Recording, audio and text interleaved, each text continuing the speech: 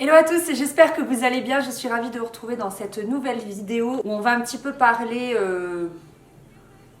perte de poids avec des gros guillemets. En fait, hier, en me pesant, j'ai vu que j'étais enfin revenue à mon poids d'avant grossesse. Et donc sur Instagram, je vous ai partagé ça parce que j'étais contente, c'était une victoire personnelle. En ce moment, il faut vraiment se réjouir de chaque petit pas parce que la vie est un peu monotone, enfin voilà, avec la situation actuelle. Mais donc du coup, ça m'a fait plaisir, je l'ai partagé sur Instagram, je vous ai fait un petit retour sur l'évolution de mon poids et après j'ai discuté un petit peu avec certaines d'entre vous et vous m'avez demandé une vidéo un petit peu pour expliquer comment j'ai fait, etc., etc. Et moi surtout j'avais envie de faire une vidéo aussi pour un peu dédramatiser la chose, pour vous rassurer à ce niveau-là, enfin bref, on va papoter, vous allez voir. Donc la première chose en fait, cette victoire personnelle en ce qui me concerne, voilà, ça m'a fait plaisir. C'est vraiment par rapport à moi et pas par rapport à des standards de magazine. On a discuté hier avec une copine qui disait qu'elle avait l'impression que la norme c'était de faire du 34, de faire 50 kilos, etc. Moi je me sens très très loin de cette norme-là. Je me suis jamais sentie obligée de faire ces tailles-là et ces poids-là parce qu'en fait je pense que la dernière fois les gars où j'ai fait 50 kilos, où j'ai fait du 34, je devais avoir 8 ans parce qu'en fait je fais cette taille, je fais 1m80 depuis que j'ai 13 ans. Donc autant vous dire que le 34, voilà, j'ai dû y rentrer peut-être 2 mois dans ma vie. Enfin je me souviens plus en fait, je me souviens pas de mémoire d'homme.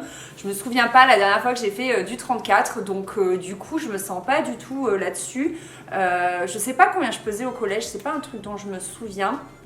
Je sais juste que quand je suis rentrée dans la vie active, je faisais quelque chose comme 65 kilos, il me semble, 62, 65. Et après, voilà, tu t'installes, t'as ton appart, nous au boulot, il y avait tout le temps des goûters, il y avait tout le temps des petits gâteaux pour la pause café, etc. Enfin bref, je mangeais énormément et j'ai très vite pris du poids. Donc après, j'étais aux alentours de 68, 70 kilos. Et en août 2019, nous nous sommes mariés avec Christophe et je faisais 68 kilos. Voilà, j'avais réussi à perdre 2 petits kilos. 68 kilos, c'est vraiment là où aujourd'hui, moi personnellement, je me sens vraiment canon, je me sens bien. Je sais que jamais je pourrais retourner à 65 ou 62, c'est trop bas pour moi, j'y arriverai pas, je suis trop une bonne vivante, j'aime trop manger, etc. etc. Et ensuite, on est parti en voyage de noces. Et en voyage de noces, c'était tout un truc fait par une agence qu'on avait prise. Et on était beaucoup dans des restos où le soir, il y avait buffet à volonté. Et les gars, mais j'ai tellement profité j'ai tellement mangé, j'ai pris 4 kilos. Donc je suis arrivée à 72 kilos et 3 mois après, je suis tombée enceinte. Et enceinte, j'ai pris 12 kilos. Donc au niveau de ma prise de poids, je vous refais un rapide topo, mais je vous avais tout raconté dans mes vidéos premier trimestre, deuxième trimestre, troisième trimestre. Mais en gros, j'ai rien pris au premier. J'ai perdu 1 kilo, je l'ai repris. Au deuxième trimestre, j'ai pris j'ai tellement pris de poids les gars, je crois que j'ai pris sur mes 12, j'ai dû prendre les 8 kilos, 8-9 kilos.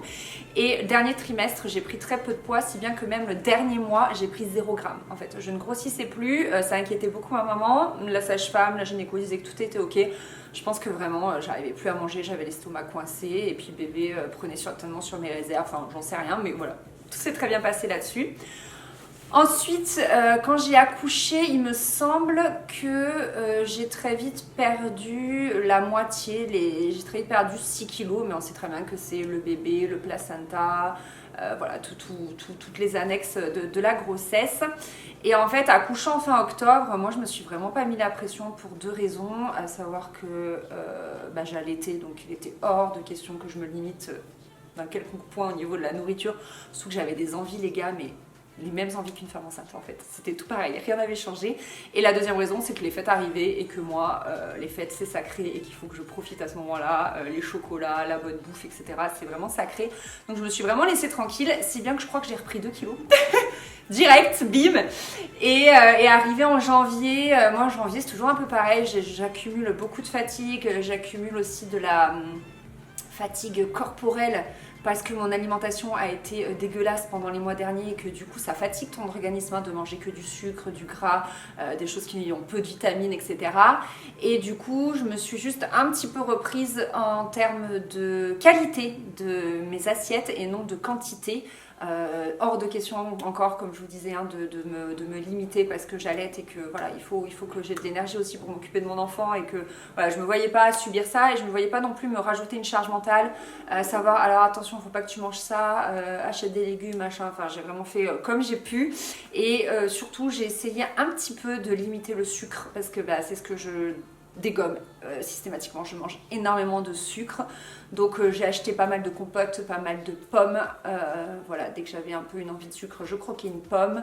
Et par contre, chocolat noir à fond, chocolat noir amande entière, mon Dieu, c'est ma passion. Je mange une demi-plaquette par jour. Ça fait 4 carreaux je crois et j'aime trop ça et je me raisonne quand j'arrive à la fin des 4 carreaux, je me dis franchement tu peux pas en manger plus, c'est pas possible, donc ça me limite un petit peu mais sinon je dégommerai la tablette, je suis accro à ça et ça me fait beaucoup de bien. Donc voilà, niveau alimentation je suis dans un semi où vraiment je mange à ma faim, il est comme je vous dis hors de question que je m'affame mais en même temps j'essaie juste de faire un petit peu attention et aussi la chose qui moi m'aide beaucoup c'est de commencer à bien manger dès le petit déjeuner. Donc j'ai enlevé tous les sucres de mon petit déjeuner, je dégommais les muesli ces derniers temps et les granolas, je vous en ai beaucoup parlé par ici ou sur Instagram et là j'ai arrêté, j'ai refait vous savez ma galette avec un œuf, 2-3 cuillères à soupe de yaourt, de fromage blanc et des flocons d'avoine, je le fais cuire à la poêle et moi j'adore ça, hein, c'est mes goûts et du coup ça me permet de pas être sur un goût sucré et ça me... En fait moi si je petit déjeune sucré ça me donne envie de sucrer toute la journée. Alors que si je petit déjeune quelque chose de neutre, et bien après j'aurai moins de fringales sucrées dans la journée en fait. J'ai vraiment remarqué ça, donc j'ai juste changé mon petit déj et c'est vrai que ça m'aide vraiment dans la journée. Et du coup, si bien que j'ai vraiment perdu mon poids mais hyper progressivement. Depuis janvier, ça s'est fait tout seul en fait. J'ai pas eu d'à-coups, j'ai pas eu de grosses pertes de poids, ça a été vraiment limite 200 grammes par 200 grammes petit à petit jusqu'à là, il y a 4 jours, je pesais encore 72,4 et là ce matin je faisais 71,8, donc trop bien. Donc vraiment 72 pour moi c'est un bon poids, si je pouvais revenir à 68 ce serait le Graal, mais je pense que 70 c'est un bon compromis, surtout que là maintenant que cette perte de poids s'est effectuée, ce que je voudrais c'est me remuscler en fait. Je me sens faible au niveau de ma sangle abdominale et du coup de tout ce que je peux porter comme charge. Voilà, j'ai toujours été habituée à faire des travaux ici et à la première maison et là je le vois que je peux pas porter les choses comme avant, même la poussette me paraît lourde, Faustine est de plus en plus lourde, donc c'est vrai que j'ai vraiment besoin de me remuscler, c'est ça là qui me manque de fou et qui m'a très vite manqué en fait. Plus que le poids, très vite je me suis sentie diminuer, j'avais besoin de retrouver de la force. Donc ce que j'ai fait tout de suite niveau sport, maintenant que je vous ai parlé alimentation, je vais vous parler sport. Ce que j'ai fait très vite niveau sport, c'est que je vais toujours beaucoup me promener avec Faustine, donc en poussette. Je marche... J'arrivais à faire 3 sorties par semaine à peu près, parfois plus, parfois moins bien sûr, mais je pense que 3 c'est bien. Je marchais entre une demi-heure et 1 heure, ça dépendait de Faustine, hein. Quand elle en avait marre, je rentrais et si elle dormait tant mieux, je continuais. Généralement je me mets un podcast et le fait d'être en poussette, je me tiens très droite et je rentrais le ventre en fait. Je rentre le ventre pendant tout le long de la marche. Je rentre le ventre, je pense qu'à ça en fait. Et vu que de toute façon, voilà, je suis en marche, je suis dehors, j'ai pas autre chose à penser. Donc vraiment, je pensais à bien gainer, bien rentrer mon ventre, bien gainer les abdos, bien serrer le périnée, comme m'avait appris ma sage-femme. Et vraiment, mais ça m'a aidé à amorcer une perte de poids et à amorcer le fait que mon ventre dégonfle en fait.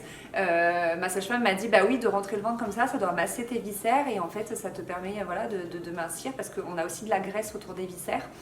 Et c'est vrai que ça m'a vachement aidé, vraiment, ça c'est le truc de fou. Et c'est vrai qu'avec la rééducation du périnée aussi, ça te donne envie de continuer en fait, d'avoir, comme tu as un suivi toutes les semaines, je trouve que, enfin moi ça m'a motivée.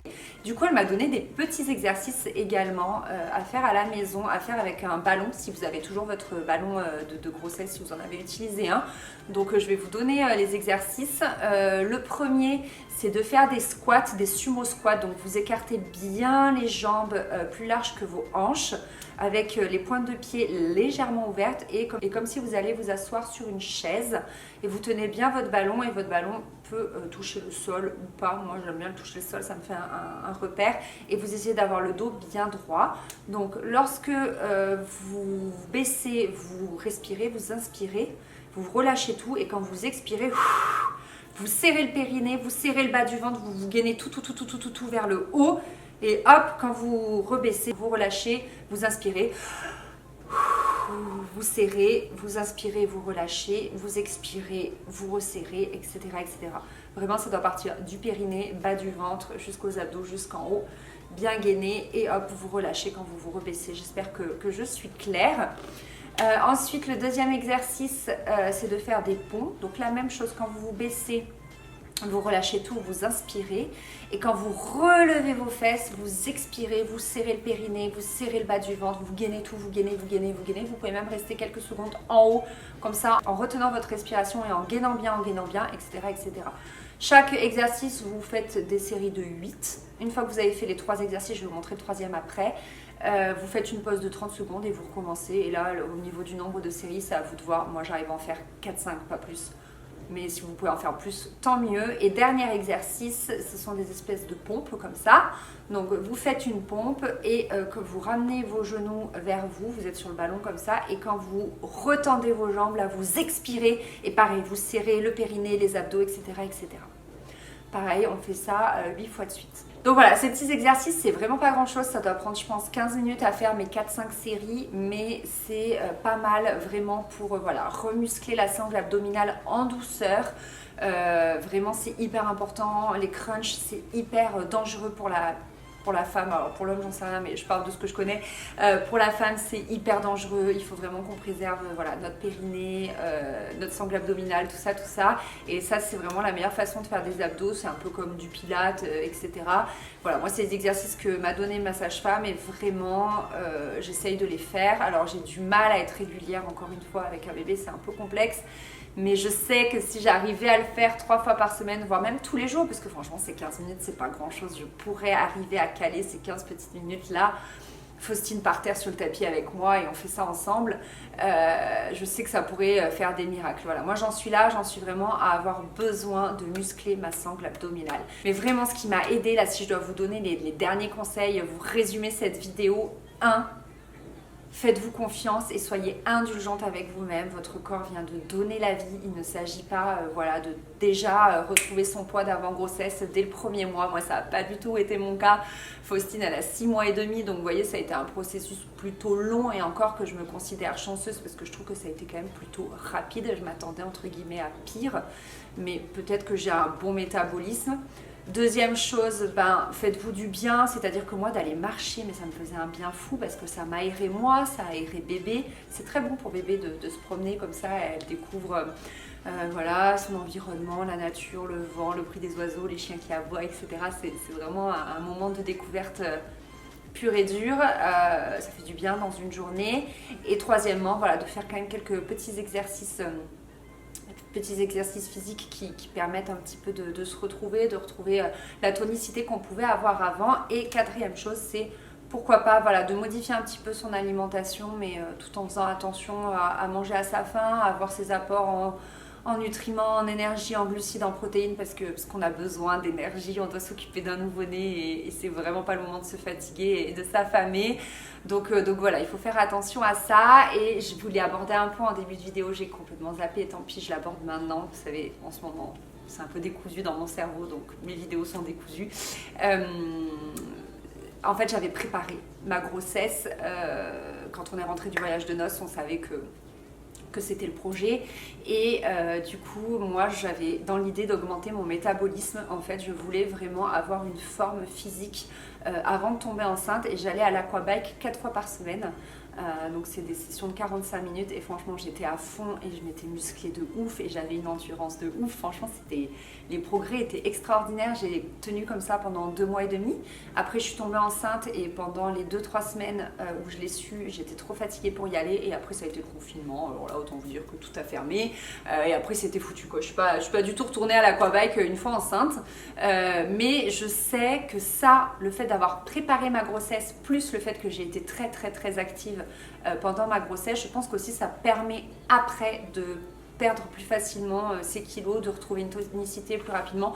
Je me souviens que ma sage-femme parfois elle me grondait, elle me disait non mais là Anaïs, ce week-end tu te reposes, tu fais pas de travaux, c'est non, tu arrêtes de porter les plaques des placos et tout. Vraiment, elle me mettait un petit peu un soufflon. Mais attention, j'étais très active, mais parce que je pouvais l'être. C'est-à-dire que tout allait bien. J'ai eu 0 contraction jusqu'au jour de mon déclenchement. Jusqu'à 1 heure avant accoucher, j'ai eu 0 contraction. J'étais bien dans mon corps, tout allait bien, bébé était en bonne santé, moi j'étais en bonne santé. Enfin vraiment, tous les voyants étaient ouverts. Hein. Donc attention, avoir une grossesse active, oui, si on le peut. Hein. Bien sûr, je module comme toujours parce que je veux pas faire croire que j'ai été Wonder Woman, non, c'est juste que j'ai eu la chance d'être vraiment en forme pendant ma grossesse et du coup j'en ai profité. Mais il y a aussi des jours où j'étais HS complet, où je me reposais, hein, bien évidemment. Il y a des jours où j'ai poncé le canapé. Hein. Chris il dit qu'il y a un trou. Qu'il y a un trou là où j'étais, que j'ai troué le canapé et qu'on n'a plus qu'à le changer. Mais bon, voilà, j'ai aussi pas mal poncé le canapé, ne vous inquiétez pas, j'en ai passé des journées dessus. Voilà, en gros, écoutez, je crois que je vous ai tout dit. Je voulais vraiment insister sur la marche et sur les exercices que m'a donné ma sage-femme parce qu'ils sont vraiment chouettes, ils sont vraiment tout doux et ils me font beaucoup de bien. Et puis là, écoutez, moi, avec la réouverture, j'ai qu'une envie, c'est de reprendre l'aquabike parce que ça, c'est un sport qui me fait beaucoup de bien et qui me plaît. Je suis pas une grande sportive, le dépassement de soi, c'est pas trop mon truc, mais l'aquabike, ça m'a vraiment donné ce goût-là parce que t'es en musique, t'es avec les copines, le coach là il est génial, il te donne envie d'y aller et tout. Franchement je me régale, j'adore ça vraiment. Puis voilà, j'espère que ces petits conseils auront pu vous aider, vous aiguiller, mais voilà, soyez vraiment indulgente avec vous-même et faites ça pour vous en fait. 50 kg n'est pas une norme, la taille 34 n'est pas une norme. Moi c'était vraiment une perte de poids par rapport à moi et pas par rapport à des standards que j'ai pu voir ailleurs parce que de toute façon voilà, j'ai envie de dire que je suis hors standard, mais c'est pas vrai. Mais en fait, souvent, quand je donne mon poids et ma taille, taille 42, je fais du 42 en bas hein, pour les pantalons, sur internet, on me dit oh là là, je pensais pas que tu faisais du 42, t'es pourtant hyper fine. Alors, du coup, je sais jamais trop comment le prendre en fait. 42, ça veut rien dire en fait. Ça veut pas dire, et même si des fois j'ai eu fait du 44, ça veut pas dire que tu es en surpoids ou que tu. Enfin, je sais pas, faut arrêter de penser que 42 égale surpoids, 34 égale fine. Enfin, c'est juste des tailles pour pouvoir se repérer. Et moi, une fois que je sais que je fais du 42, c'est juste ça m'aide à savoir que je vais commander du 42. Ça me fait pas me dire ah oui, t'es grande, ah oui, t'as des grosses hanches, ah oui, t'as des grosses fesses, ah oui. Non, c'est juste que c'est ma taille et c'est un repère en fait pour pouvoir acheter les bons vêtements à la bonne taille. Mais à aucun moment je me dis que 42, ça veut dire que je suis plus grosse qu'une fille qui fait du 34 en fait. Je pense pas comme ça et voilà, cette mesure de poids, ces 70 kg que je voudrais atteindre, c'est pour moi en fait. C'est pas parce que j'ai vu qu'un tel faisait 70 kg ou qu'un tel en faisait 50 ou qu'un tel en faisait 80. C'est par rapport à moi. Et d'ailleurs, hier, quand j'ai annoncé sur Instagram le poids que j'avais réussi à atteindre, on m'a demandé ma taille et je suis sûre que c'est pour pouvoir comparer. Et non, ça se compare pas en fait. Je vous donne des chiffres pour vous repérer parce que si je vous dis j'ai perdu du poids, oui d'accord, mais voilà, c'est pour se repérer, mais pas pour se comparer. Pas du tout en fait. On est tellement tous différents, ça se trouve. Certaines ont les os qui pèsent plus lourd que d'autres, on a des plus grosses ossatures, enfin il y a plein de choses qui entrent en jeu, plein de choses, donc voilà, ça ne compte pas. Il y a aussi des gens qui font énormément de rétention d'eau et ça pèse l'eau, ça pèse lourd. Donc voilà, bref, je me suis éparpillée complet. J'espère quand même que cette vidéo vous aura plu, ces petits tips, ces petites idées, et puis surtout ces good vibes. Vraiment, c'est important pour moi. Et vraiment, prenez soin de vous. Je vous fais des gros bisous et je vous dis à vendredi. Bye bye.